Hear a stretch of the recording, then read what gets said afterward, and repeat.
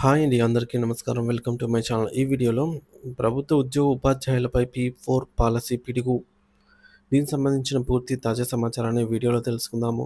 Video అయితే ఎక్కడ గాని స్కిప్ చేయకుండా ఎండ్ వరకు చూసేయండి. అప్పుడే ఇన్ఫర్మేషన్ పూర్తిగా అర్థమవుతుంది. అలాగే వీడియో చూస్తున్న ప్రతి ఒక్కరు వీడియోకైతే లైక్ చేయండి ఫ్రెండ్స్. ఈ వీడియోని తోటి ఉద్యోగ అపేక్షించిన మిత్రులతో అయితే షేర్ చేయండి. కొత్తగా మన ఛానల్‌ని చూస్తున్న వారు ఇంకా ఎవరైనా సబ్స్క్రైబ్ చేసుకోకుంటే వెంటనే మన ఛానల్‌ని సబ్స్క్రైబ్ చేసుకోండి. దీని ద్వారా నేను చేసే లేటెస్ట్ వీడియోస్ అన్నీ మీ వరకు రీచ్ అవుతాయి. ఇక ఆలస్యం చేయకుండా వివరాల్లోకైతే వెళ్ళిపోదాము. ఫ్రెండ్స్, ఇక విషయానికొచ్చినట్లయితే ఆంధ్రప్రదేశ్ ప్రభుత్వం ప్రతిష్టాత్మకంగా భావిస్తున్నటువంటి వికసిత్ భారత్ 2047 కార్యక్రమంలో భాగంగా P4 పాలసీ అనే నూతన పథకాన్ని ప్రకటించింది.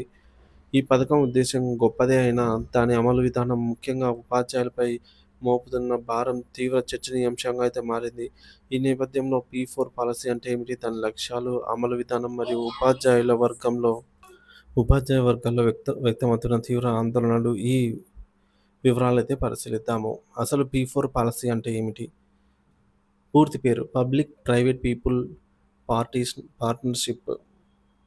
అంటే ప్రధాన లక్ష్యం 2047 నాటికి ఆంధ్రప్రదేశ్‌లో పేదరికాన్ని పూర్తిగా నిర్మూలించడం. జీరో పావర్టీ అని. ప్రారంభం ఉగాది 2025 నుంచి ఆంధ్రప్రదేశ్ ప్రభుత్వం ఫ్లాగ్‌షిప్ కార్యక్రమంగా అయితే మూల సిద్ధాంతం స సమాజంలో 10% సంపన్న వర్గాలు, జనాభాలో అత్యంత వెనుకబడిన 20% పేద వర్గాలకు అండగా నిలవడం. రెండవది అమలు విధానం మరియు బంగారు కుటుంబాలు. ప్రభుత్వం క్షేత్రస్థాయి సర్వేల ద్వారా అత్యంత పేదరికంలో ఉన్న కుటుంబాలను గుర్తించి వారికి బంగారు కుటుంబాలు అనే ప్రత్యేక నామకరణం చేసింది. ఈ బంగారు కుటుంబాల పేదరికాన్ని నిర్మూలించి వారిని ఆర్థికంగా, సామాజికంగా బలోపేతం చేసే బాధ్యతను సంపన్న వర్గాలకు అప్పగిస్తారు. ఈ బాధ్యత తీసుకున్న వారిని మార్గదర్శకులు అని పిలుస్తారు. ఉపాధ్యాయులపై భారం. సంపన్న వర్గాల జాబితాలో ప్రభుత్వ ఉద్యోగులను, అందులోనూ ముఖ్యంగా గెజిటెడ్ ప్రధానోపాధ్యాయులు 5 కుటుంబాలు, సాధారణ ఉపాధ్యాయులు 2 కుటుంబాల చొప్పున చేర్చడం వివాదానికి కేంద్ర బిందువైంది. వీరు తమ పాఠశాలలోని బిలో పవర్టీ లైన్ విద్యార్థుల బంగారు కుటుంబాలను దత్తత తీసుకోవాలి, అడాప్ట్ చేసుకోవాలి. మరి ఉపాధ్యాయ వర్గాల్లో తీవ్ర ఆందోళన మరియు వ్యతిరేకతకు కారణాలు ఏంటని చూసుకున్నట్లయితే, ఈ పథకం ఉద్దేశంపై ఎవరికీ అభ్యంతరాలు లేనప్పటికీ దాని అమల్లో ఉపాధ్యాయులను భాగస్వాములు చేస్తున్న తీరుపై ప్రభుత్వం తీవ్ర వ్యతిరేకత అయితే వ్యక్తమవుతోంది. టీచర్లను సంపన్న వర్గాలుగా చూడటం హాస్యాస్పదం. 4 రోజులు జీతం ఆలస్యంగా పడితేనే నెలవారీ ఖర్చులకు అల్లాడిపోయే జీతగాళ్ళైన ఉపాధ్యాయులను ఐఏఎస్ అధికారులు, పారిశ్రామికవేత్తలతో సమానంగా సంపన్న వర్గంలో చేర్చడం ఎంతవరకు సమంజసం? తమ కుటుంబాన్ని పోషించడానికి కష్టాలు పడుతున్న ఉపాధ్యాయుడిపై మరో 2 కుటుంబాల ఆర్థిక బాధ్యత మోపడం వింతలోకెల్లా వింత అంటున్నారు. ఇక రెండోది ఆర్థిక భారం మరియు మానసిక క్షోభ. మార్గదర్శకుడుగా నియమితుడైన టీచర్ ఆ బంగారు కుటుంబానికి ఆర్థిక సహాయం, పిల్లల విద్య, ఫీజు, గైడెన్స్, ఎల్‌కేజీ, త్రాగునీరు వంటి సదుపాయాలు కల్పించాలి. మార్గదర్శకాలైతే అని చెప్పేసి మార్గదర్శకాలు చెప్తున్నాయి. విద్యార్థిని దత్తత తీసుకోవడం వేరు, వారి కుటుంబాన్ని దత్తత తీసుకోవడం వేరు. ఇది ఉపాధ్యాయులకు మోయలేని ఆర్థిక భారం, తీవ్ర మానసిక క్షోభ అంటున్నారు. మూడోది బ్లాక్‌మెయిలింగ్ మరియు వేధింపులకు ఆస్కారం. ప్రభుత్వమే అధికారికంగా ఒక కుటుంబాన్ని ఒక టీచర్‌కు మ్యాప్ చేశాక, ఆ కుటుంబం నుంచి ఒత్తిళ్లు పెరిగే ప్రమాదం ఉంది. మాకు డబ్బులు ఇస్తావా చస్తావా అని డిమాండ్ చేయరని గ్యారంటీ ఏముంది? డబ్బులు అవసరమైనప్పుడల్లా టీచర్‌ను వేధించరా? తనను పట్టించుకోవటం లేదని అధికారులపై ఫిర్యాదు చేస్తే అధికారుల ఫోన్ల నుంచి విచారణతో బోధనపై దృష్టి ఎలా నిలుస్తుంది అని కూడా ఒక కోణంలో అయితే ఆలోచిస్తున్నారు. ఇక నాలుగోది లక్ష్యాల సాధనలో అసమానతలు.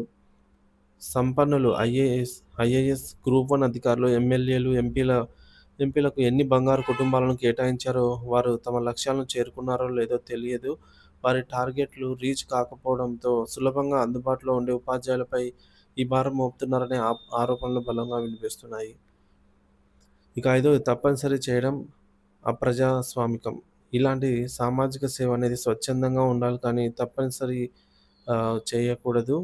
బలవంతంగా రుద్దితే అది ప్రభుత్వానికి, ఉపాధ్యాయులకు మధ్య పూడ్చలేని అగాధాన్ని సృష్టిస్తుంది. ఇది పెద్ద ఎత్తున ఉద్యమాలకు దారితీసి ప్రభుత్వం కోరి కోరి ఉపాధ్యాయులను దూరం చేసుకున్నట్లే అవుతుందని కూడా భావిస్తున్నారు. ఇక నాలుగోది ప్రభుత్వ తాజా ఆదేశాలు మరియు తక్షణ కర్తవ్యం. కలెక్టర్లకు ఆదేశాలు. ఆగస్టు 15 నాటికి 5,00,000 బంగారు కుటుంబాలకు మార్గదర్శకాలను గుర్తించే బాధ్యతను జిల్లా కలెక్టర్లకు అప్పగించారు. ఉపాధ్యాయుల రిజిస్ట్రేషన్. డీఈఓల ద్వారా ఈ నెల 29 నాటికి ఉపాధ్యాయుల వివరాలను P4 వెబ్‌సైట్‌లో రిజిస్ట్రేషన్ పూర్తి చేయాలని ఆదేశాలు జారీ అయ్యాయి. ఉద్యోగ సంఘాల పాత్ర. ఇది ఉపాధ్యాయుల అస్థిరత్వానికే సవాల్ విసురుతున్న సమస్య.